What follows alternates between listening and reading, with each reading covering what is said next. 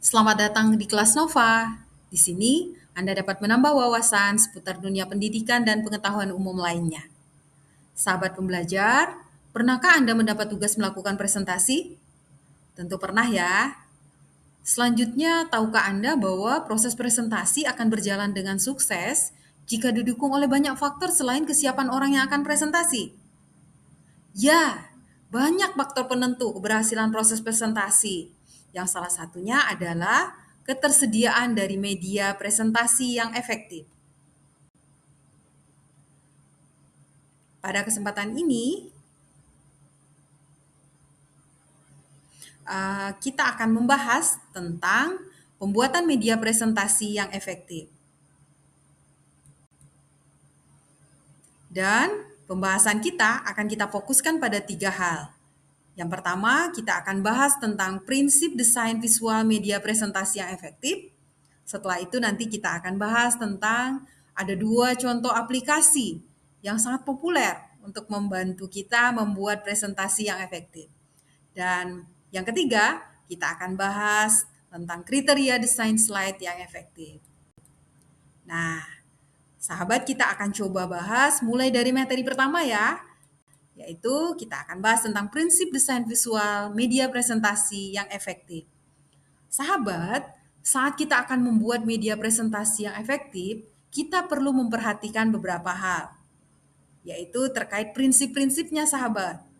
Yang pertama, saat kita membuat media presentasi itu, kita perlu menggabungkan antara visual yang sederhana, teks yang ringkas, dan juga desain yang konsisten.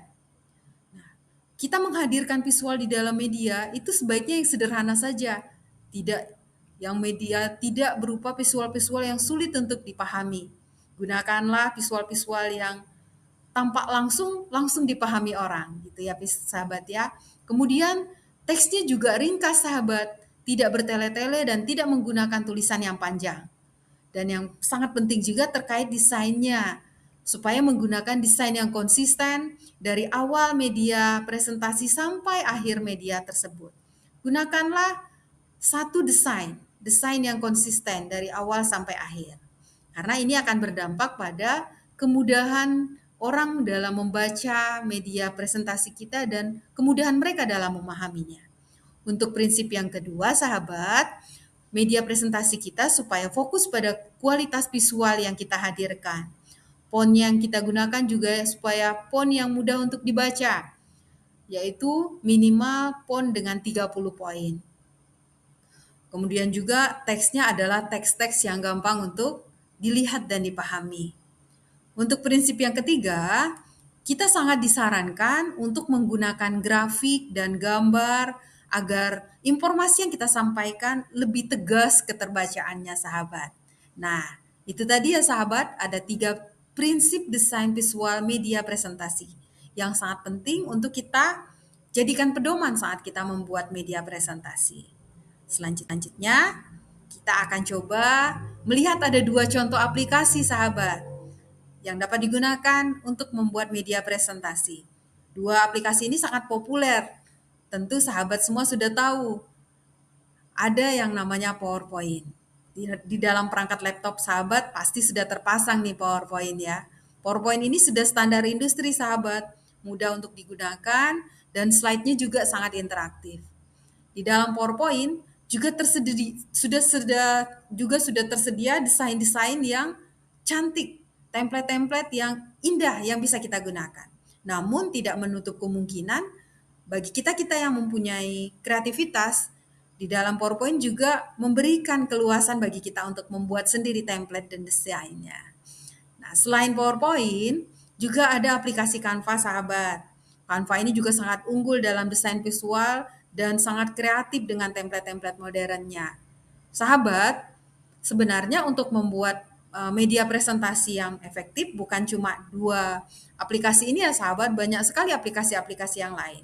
Namun PowerPoint dan Canva ini sangat mudah untuk digunakan bagi kita yang masih pemula, yang belum terlalu profesional dalam pembuatan media presentasi. Silakan dicoba ya sahabat ya. Nah, yang terakhir kita akan bahas nih tentang kriteria desain slide yang efektif.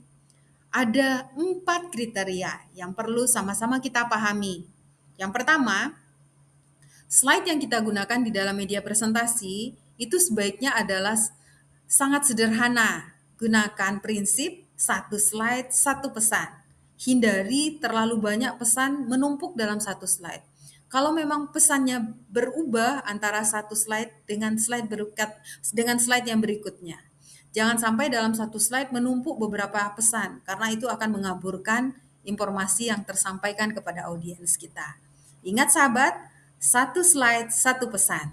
Yang kedua, media kita menggunakan slide yang kontrasnya tinggi antara latar belakang dengan tulisan yang kita gunakan. Kalau memang kita menggunakan latar belakang yang gelap, maka gunakanlah tulisan dengan warna yang terang atau sebaliknya. Nah, adapun kriteria yang ketiga, kita supaya menggunakan visual yang tinggi.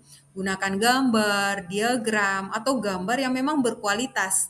Sehingga saat orang melihat gambar atau diagram dan grafik itu, informasinya jadi tambah jelas, bukan tambah kabur ya sahabat. Dan kriteria yang terakhir, fontnya juga mudah untuk dibaca sahabat. Hindari font-font yang terlalu banyak dekorasinya. Gunakanlah font-font yang cantik, yang menarik, tapi tidak terlalu dekoratif. Dan mudah untuk dibaca sahabat. Salah satu ciri mudah dibaca ya ukurannya ya sahabat ya. Ukurannya minimal 30 poin atau bisa lebih besar. Nah, itu tadi ya sahabat. Ada 3 hal prinsip yang perlu menjadi pedoman saat kita membuat media presentasi, dan juga ada 4 kriteria yang menjadi pedoman saat kita mengembangkan media presentasi yang efektif. Nah, sahabat, kalau kita sudah membuat dan menyediakan media presentasi yang efektif, hal ini akan sangat berdampak pada kualitas presentasi yang kita lakukan. Saat kita melakukan presentasi dengan media presentasi yang efektif, maka proses presentasi yang kita lakukan juga akan sangat berjalan baik dan akan bisa menyampaikan pesan kepada audiens dengan lebih baik pula. Audiens akan lebih mudah memahami informasi yang kita sampaikan. Kesimpulannya sahabat, pembuatan media presentasi yang efektif itu sangat penting memperhatikan prinsip desain visualnya dan juga penting memperhatikan kriteria desain slide yang efektif. Selamat mencoba sahabat untuk membuat media presentasi yang efektif. Jangan ragu-ragu untuk mencoba. Kalau kita gagal, itu hal yang biasa. Maka coba lagi ya sahabat. Terima kasih sudah memperhatikan materi kita pada hari ini. Selamat mencoba.